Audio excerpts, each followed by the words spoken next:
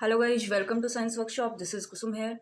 Guys, MSc previous का paper है fourth और वो है जनरल फिजियोलॉजी का।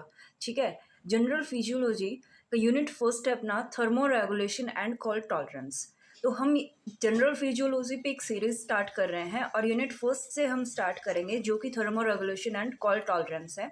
ठीक है, अगर हम thermo regulation and call tolerance first unit की बात करें तो इसके अंदर हम 6 टॉपिक पढ़ने वाले हैं। फर्स्ट टॉपिक है basic principle of metabolism, heat balance and exchange, and third है ecto endotherms versus ectotherms, and fourth जो टॉपिक है वो पढ़ेंगे हम काउंटर करंट हीट एक्सचेंजर। ठीक है, फिफ्थ टॉपिक है torpor, hibernation and aestivation, and sixth topic है एंड लास्ट टॉपिक है thermoregulation and cold tolerance का इस यूनिट का, adaptation to very cold environment. ठीक है, तो ये टोटल 6 टॉपिक है यूनिट फर्स्ट के अंदर। ठीक है, वन बाय वन करके हम इनको कवर करेंगे। इस वीडियो के अंदर हम इसका जो फर्स्ट टॉपिक है basic principle of metabolism, basic principle of metabolism हम इसको पढ़ेंगे। ठीक है, so basic principle of metabolism. Guys, अगर इसकी नोट्स चाहिए, आपको पीडीएफ चाहिए, तो आप मुझे टेलीग्राम चैनल पे ज्वाइन कर सकते हैं। टेलीग्राम चैनल का जो लिंक है वो आपको डिस्क्रिप्शन में मिल जाएगा। ठीक है, सो गाइस फर्स्टली हम देखते हैं कि मेटाबॉलिज्म क्या होता है। ठीक है, मेटाबॉलिज्म किसको बोल रहे हैं? देखो, मेटाबॉलिज्म एक ऐसी प्रोसेस है जो हमारी बॉडी के अंदर जो भी हम खाते हैं या फिर जो भी हम पीते हैं तो उसको एनर्जी के अंदर क्या करती है, कन्वर्ट करती है। मेटाबॉलिज्म एक ऐसी प्रोसेस है जो कि अपनी बॉडी के अंदर जो भी हम खाते हैं पीते हैं उसको एनर्जी के अंदर कन्वर्ट करती है। तो ऐसी प्रोसेस को क्या बोलेंगे? मेटाबॉलिज्म। ओके, क्लियर है?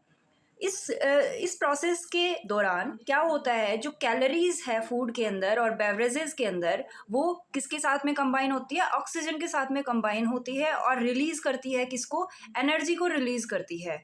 और ये एनर्जी किसके लिए यूज में आएगी?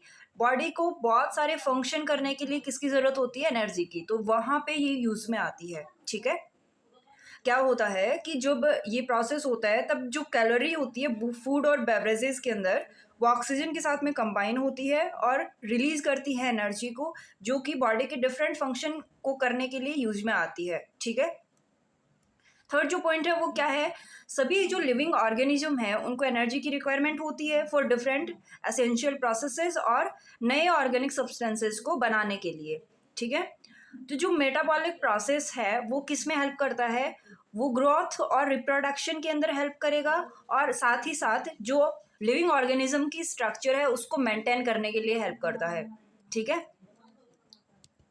सो गाइज मेटाबॉलिज्म है वो एक ऐसी प्रोसेस है जो जो बॉडी के अंदर जो भी हम खाते हैं पीते हैं उसको एनर्जी के अंदर कन्वर्ट करती है और इसके अंदर जो कैलोरी होती है वो ऑक्सीजन के साथ में क्या करती है? कंबाइन होती है और रिलीज करती है एनर्जी को।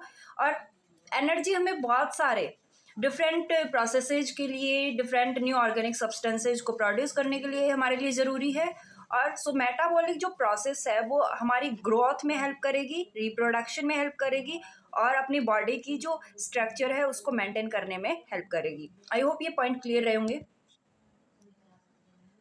देखो, हम जो भी ऑर्गेनिजम्स हैं वो अपने सराउंडिंग एनवायरनमेंट को क्या करते हैं? रिस्पॉन्ड करते हैं। तो ये रिस्पॉन्ड भी हम क्यों कर पाते हैं? मेटाबॉलिक एक्टिविटीज़ की वजह से ही कर पाते हैं, क्योंकि हम जितने भी काम करते हैं, ठीक है, हम हमारी बॉडी के अंदर जितने भी काम होते हैं, हम बाहर जितने भी काम करते हैं, उन सारी चीज़ों के लिए क्या होता है? उन सारी चीज़ों के लिए हमें एनर्जी की ज़रूरत होती है। और वो एनर्जी कहाँ से मिल रही है?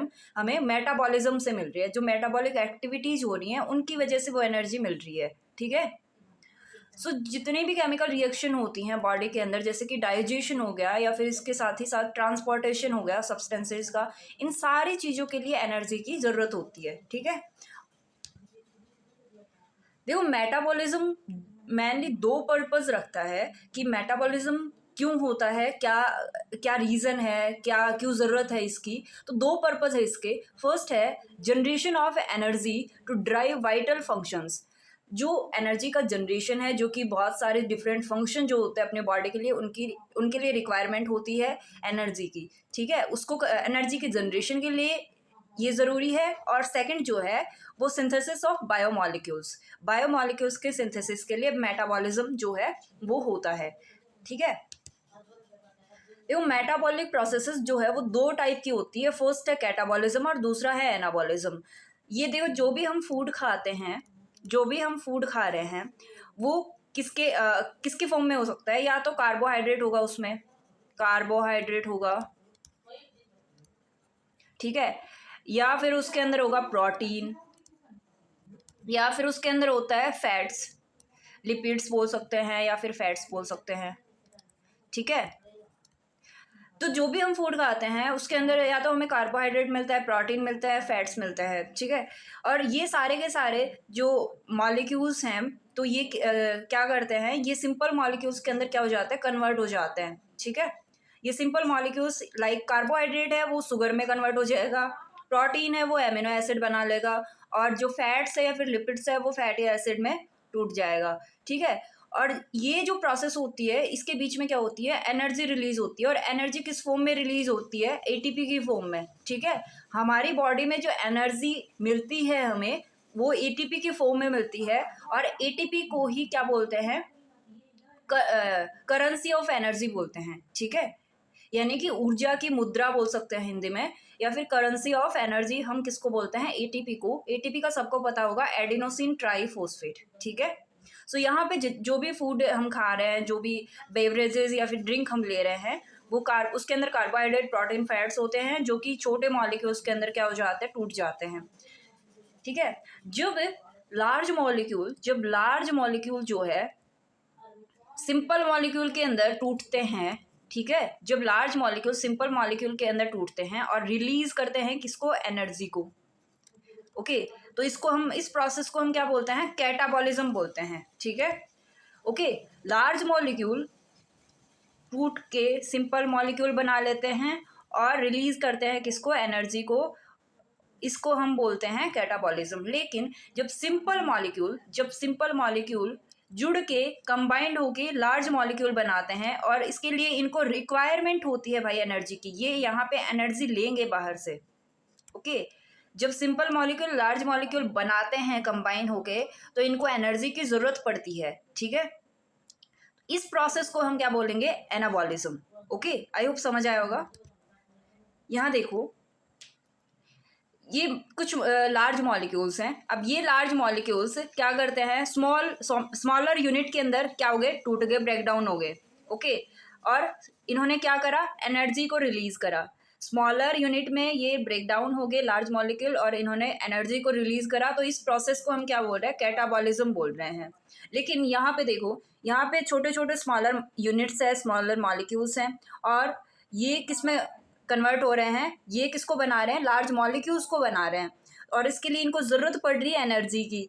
ठीक है, तो जब स्मॉल मॉलिक्यूल लार्ज मॉलिक्यूल बनाते हैं जुड़ के और इसके लिए ज़रूरत होती है इनको एनर्जी की, तो इस प्रोसेस को हम क्या बोल रहे हैं, एनाबॉलिज्म। आई होप कैटाबॉलिज्म क्या होता है और एनाबॉलिज्म क्या होता है ये क्लियर रहा होगा। ठीक है, so catabolism, this process is mainly involve in breaking down larger organic molecules into smaller molecules. इस प्रोसेस के अंदर इन्वॉल्व रहता है कि जो लार्जर ऑर्गेनिक मॉलिक्यूल्स होते हैं वो स्मॉलर मॉलिक्यूल्स में क्या होते हैं, ब्रेक डाउन होते हैं, और इस जो मेटाबॉलिक प्रोसेस के अंदर क्या होता है, एनर्जी रिलीज होती है। ठीक है, क्या होता है, एनर्जी रिलीज होती है कैटाबॉलिज्म के अंदर। यानी कि एनर्जी का जो फर्स्ट पर्पस था, जनरेशन ऑफ एनर्जी, वो किसके अंदर हो रहा है, वो कैटाबॉलिज्म के अंदर हो रहा है, जनरेशन ऑफ एनर्जी। और जो दूसरा पर्पस था मेटाबॉलिज्म का, दूसरा पर्पस क्या देखा था हमने, सिंथेसिस ऑफ बायोमॉलिक्यूल्स का जो सिंथेसिस है वो एनाबॉलिज्म में हमें देखने को मिलता है। इसके अंदर जो स्मॉल पार्टिकल्स होते हैं वो कंपाउंड जो है वो मिलकर बिल्डअप करते हैं किसको, वो बिल्डअप करते हैं कंपाउंड्स को। ठीक है, जो सिंपलर सब्सटेंसेज होते हैं, सिंपल मॉलिक्यूल होते हैं, वो कंपाउंड बनाते हैं, या फिर क्या बोल सकते हैं हम, लार्ज मॉलिक्यूल या फिर लार्ज बायोमॉलिक्यूल्स बनाते हैं, और इसके लिए इनको क्या होता है, एनर्जी की रिक्वायरमेंट होती है। इस प्रोसेस के लिए, इस मेटाबॉलिक प्रोसेस के लिए यहाँ पे एनर्जी की रिक्वायरमेंट होगी। ठीक है। This process is mainly involve in building up और synthesising compounds from simpler substances requires by the cell. ये जो सिंपलर सब्सटेंसेज से जो कंपाउंड का क्या करते हैं, सिंथेसिस करते हैं, जो कि सेल के लिए ज़रूरी होती है, जिसकी रिक्वायरमेंट होती है सेल को जिन सब्सटेंसेज की, वो सब्सटेंसेज वो कंपाउंड यहाँ पे ये बनाते हैं, ठीक है। So what is anabolism and what is catabolism, और दोनों में क्या डिफरेंस है ये आपको क्लियर होगा, ठीक है। नेक्स्ट जो अपना टॉपिक है इसके अंदर वो है basal metabolic rate. Basal metabolic rate क्या होती है, ठीक है, देखते हैं। देखो, अपनी बॉडी को जितने अमाउंट में एनर्जी की ज़रूरत होती है अपनी बॉडी को मेंटेन करने के लिए, और उसके जो सारे फंक्शन है वो भी भाई प्रॉपर तरीके से चलते रहे हैं, एक रेस्ट कंडीशन, जब बॉडी रेस्ट के अंदर होती है, लाइक वो कोई भी फिजिकल एक्टिविटी नहीं कर रही हो, उस टाइम जो अपनी बॉडी के फंक्शन है वो प्रॉपरली चलते रहें, उसके लिए हमें जो भी एनर्जी की ज़रूरत होती है उस अमाउंट को हम क्या बोलते हैं, बेसल मेटाबॉलिक रेट बोलते हैं, ठीक है। जब बॉडी रेस्ट में है तो भाई क्या काम करती है बॉडी, उस टाइम रेस्पिरेशन करती है, उस टाइम हमारे अंदर सर्कुलेशन होता है, नर्व फंक्शन होते हैं, टेम्परेचर को रेगुलेट करना होता है, डाइजेशन होता है, अब्जॉर्प्शन होता है और रीअब्जॉर्प्शन होता है किडनी के अंदर, और इसके अलावा आयन ट्रांसपोर्टेशन अक्रॉस मेम्ब्रेन होता है, और इसके साथ ही साथ कुछ अदर सेलुलर एक्टिविटीज होती है जिसके लिए हमें एनर्जी की रिक्वायरमेंट होती है। तो जो अमाउंट हमें रेस्ट स्टेज में एनर्जी की रिक्वायरमेंट होती है ताकि सारे फंक्शन प्रॉपरली काम करते रहें, ठीक है, तो वो जो अमाउंट है एनर्जी का उसको हम मेटाबॉलिक रेट बोल रहे हैं। आई होप क्लियर होगा। सो बीएमआर सी का शॉर्ट फॉर्म है basal metabolic rate, okay. Basal metabolic rate is number of calories required to keep your body functioning at rest.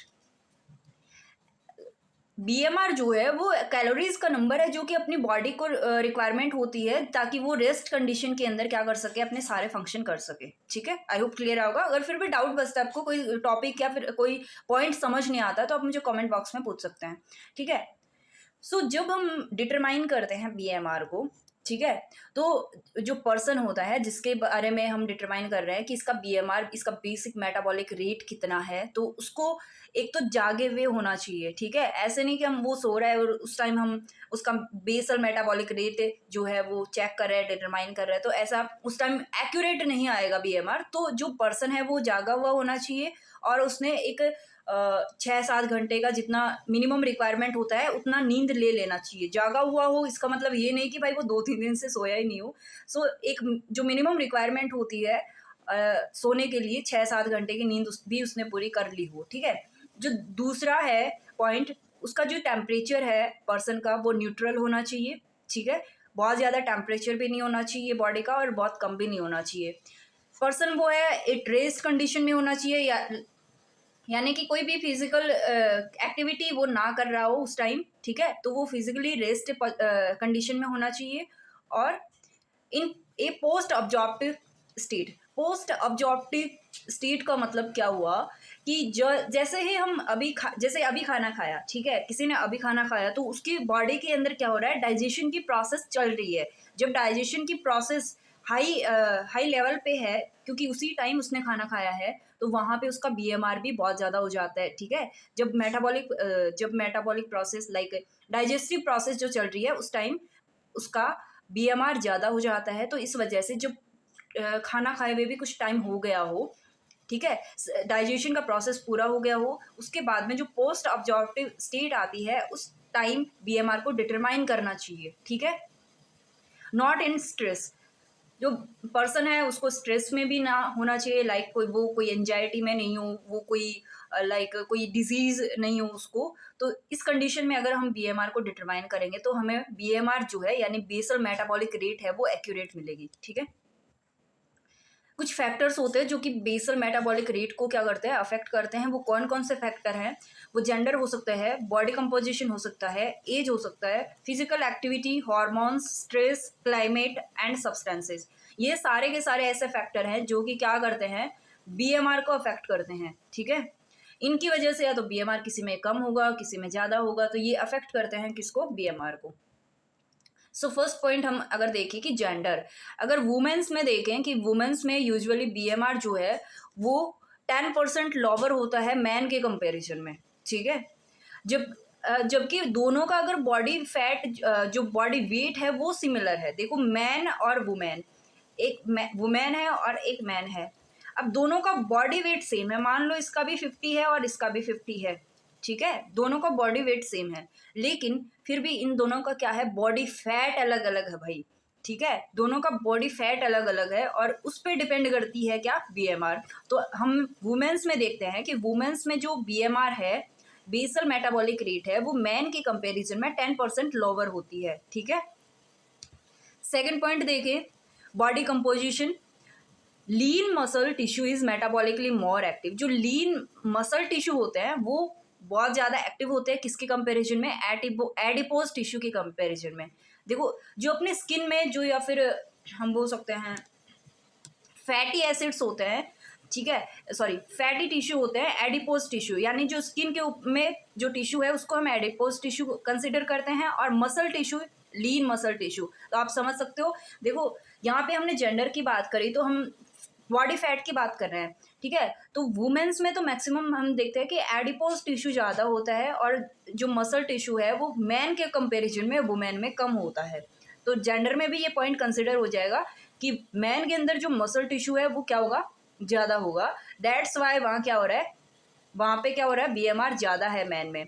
सो यहाँ पे मसल टिश्यू में क्या है, मेटाबॉलिकली जो रेट है वो ज़्यादा होती है बीएमआर की, और जो बीएमआर है वो प्रोपोर्शनल होता है लीन बॉडी मास के, okay.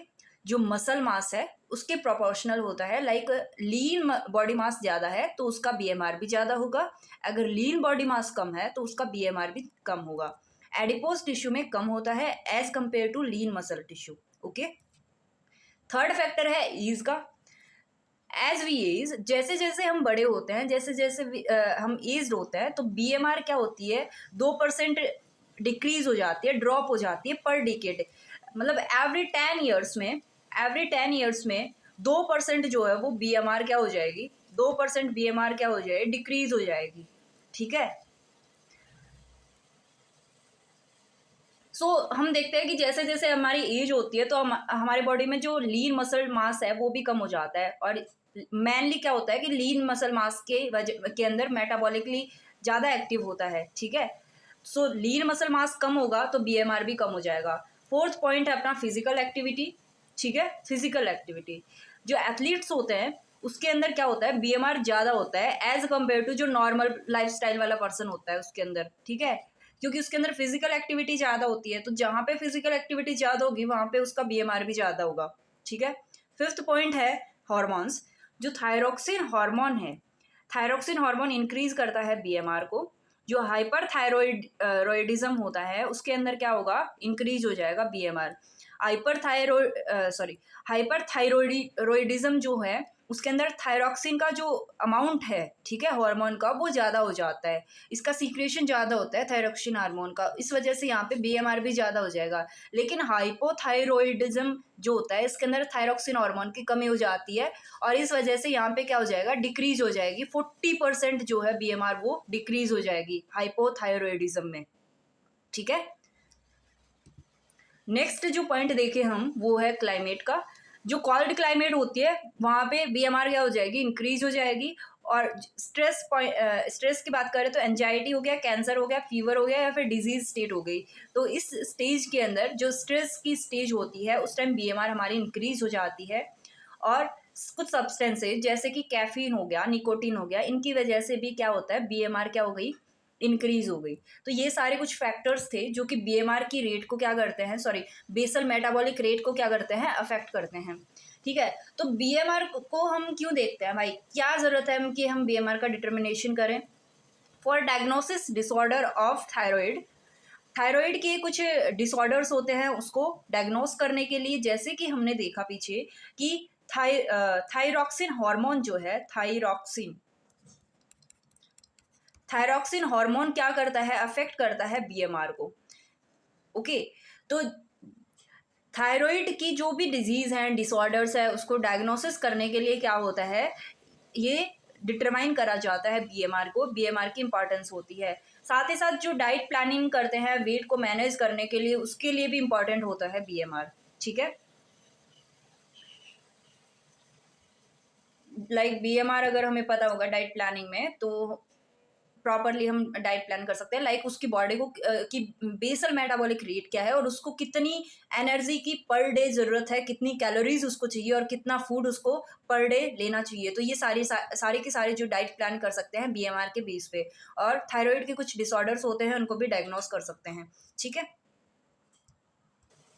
So guys basic principles of metabolism का ये फर्स्ट टॉपिक है, वो यहाँ पे कंप्लीट होता है। तो एक बार थोड़ा सा देख लेते हैं कि हमने पूरे वीडियो के अंदर क्या पढ़ा। बेसिक प्रिंसिपल ऑफ मेटाबॉलिज्म, ठीक है। तो हमने फर्स्टली देखा कि मेटाबॉलिज्म क्या होता है। देखो, जो भी हम कुछ खाते हैं पीते हैं, फूड है हमारा, ठीक है, वो बॉडी उसको क्या करती है, एनर्जी के अंदर कन्वर्ट कर देती है। ये जो प्रोसेस है, जो भी हम खाते हैं फूड, उसको एनर्जी के अंदर कन्वर्ट कर देना, ये जो प्रोसेस है ये मेटाबॉलिज्म कहलाता है।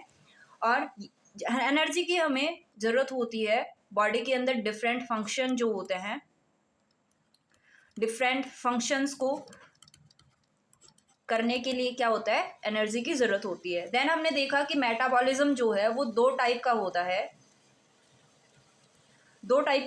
एक होता है कैटाबॉलिज्म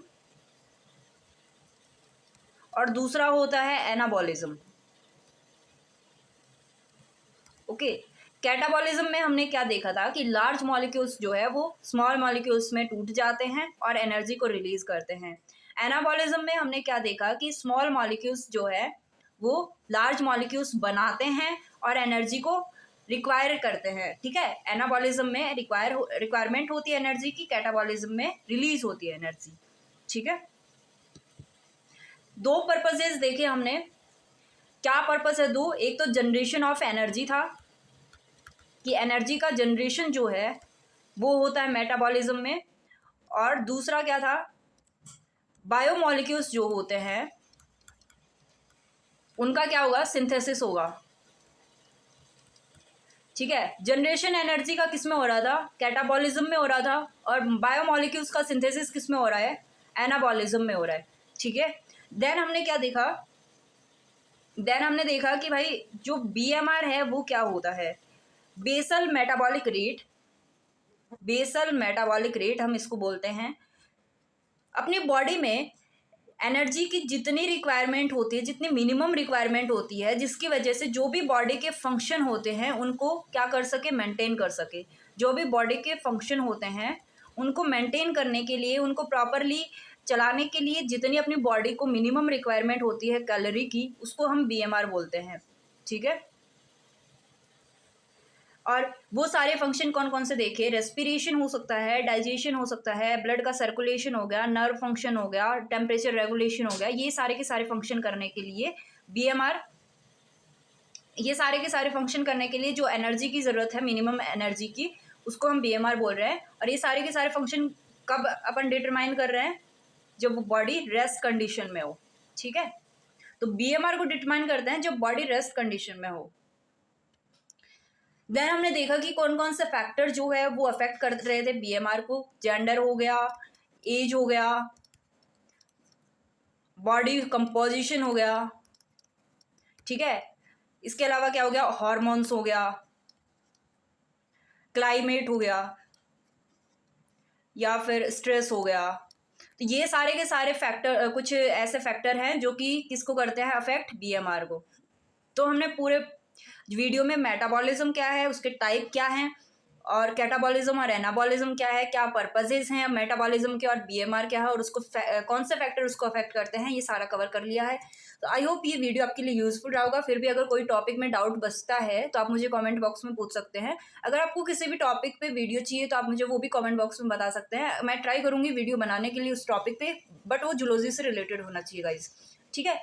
सो अगर वीडियो अच्छा लगा तो प्लीज़ लाइक करना, शेयर करना दोस्तों के साथ में। अगर चैनल को सब्सक्राइब नहीं किया तो प्लीज़ सब्सक्राइब कर लेना, और बेल आइकन को प्रेस करना भी मत भूलना, ताकि नेक्स्ट वीडियो का अपडेट भी आपको मिल जाए। So thank you so much guys, मिलते हैं नेक्स्ट वीडियो में, तब तक के लिए बाय, टेक केयर।